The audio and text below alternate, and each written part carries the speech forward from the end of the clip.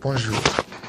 Le terme informatique date de 1962. Il vient de la contribution des mots information et automatique. L'histoire de l'informatique est justement marquée par la volonté des hommes d'automatiser certaines tâches longtemps réalisées à la main, en particulier le calcul. Les booléens sont les plus anciennes machines à calculer. Le principe du booléen est déjà en terme, vers 2000 avant Jésus-Christ. À cette époque, on utilise les cailloux pour compter. Puis, au cours de millénaires avant Jésus-Christ, naît en Chine l'idée de fabriquer un instrument qui facilitera le calcul, le booléen. C'est en 1642, avec l'invention de l'algorithme en 1614, que le philosophe et le mathématicien Blaise Pascal construit la première machine à calculer, la Pascalie, aussi appelée roue Pascal, capable d'effectuer les additions et des soustractions. En 1867 fut l'invention de la première machine à écrire, QWERTY, la machine à écrire Church and Gliddon, par Christopher Latham Church. Elle obtint un succès commercial suite à sa mise sur le marché en 1864. En 1945, aux États-Unis, naît l'ENIAC, l'Electronic Numerator Integrator and Computer, le premier véritable ordinateur de l'histoire. Il se différencie de toutes les machines précédentes pour deux raisons. D'abord, il s'agit d'une machine électronique. Il n'y a plus de rouage mécanique. L'information est transportée par des électrons, des particules chargées d'électricité qui se déplacent très vite. De plus, c'est une machine programmable. Cela signifie qu'on peut enregistrer des instructions qui s'existeront sans intervention de l'homme. Cet ordinateur est très imposant.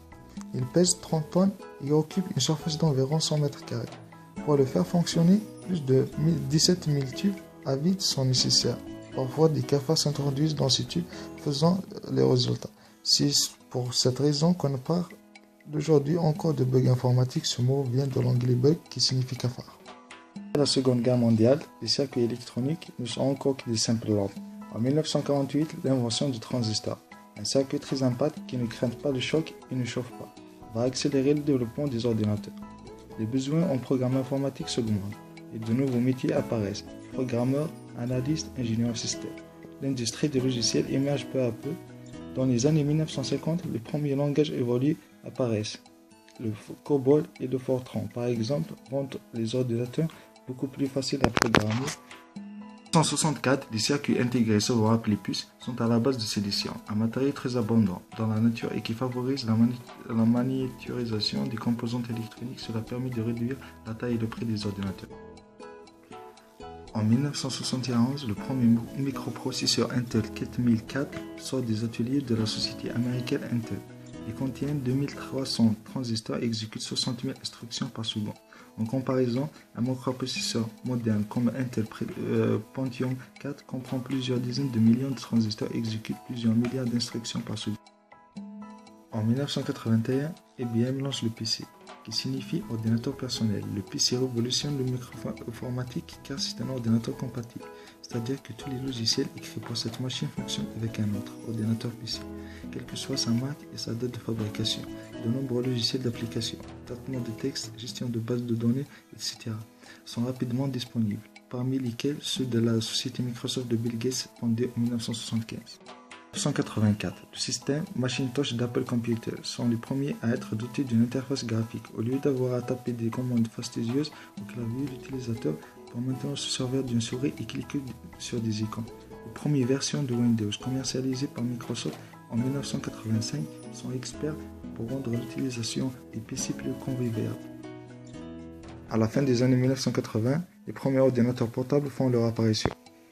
Ils sont plus légers et moins encombrants que ce qu'on appelle désormais par opposition des ordinateurs du bureau et présentent l'avantage de pouvoir être transportés facilement. Depuis les années 80, les ordinateurs n'ont cessé d'évoluer pour devenir ce qu'ils sont aujourd'hui. Retracer ces évolutions est difficile de fait qu'elles sont très nombreuses et continueront d'augmenter dans les futures années. Le premier microprocesseur en 1971, Intel 4004, contenait 2300 transistors. Intel Core i7 sorti en 2008 en contenait 2,27 milliards. On voit bien que cette évolution suit la loi de Moore. On peut placer 4 fois plus de transistors sur une puce tous les 3 ans. L'informatique, pendant et après la Première Grande Guerre, utilisera diverses techniques afin de se développer, comme par exemple le binaire ou le réseau distribué. Ces techniques seront particulièrement utiles dans les conflits qui suivront. On peut citer la guerre froide, cause d'une course à technologie dont l'objectif est de prouver la supériorité de l'idéologie de la superpuissance. Cette course causera la naissance de ce nouveau réseau, l'Internet. Aujourd'hui omniprésent, l'Internet sera lui-même la cause des cyberguerres. Aujourd'hui, l'informatique est toujours et plus que jamais en développement, ce qui se voit notamment dans la compétitivité des grandes marques informatiques, notamment Apple ou Microsoft. Les êtres humains utilisent cet outil, mais se pourrait-il qu'un jour ce soit l'informatique qui domine l'homme? C'est un processus que de nombreuses personnes considèrent comme déjà en marche.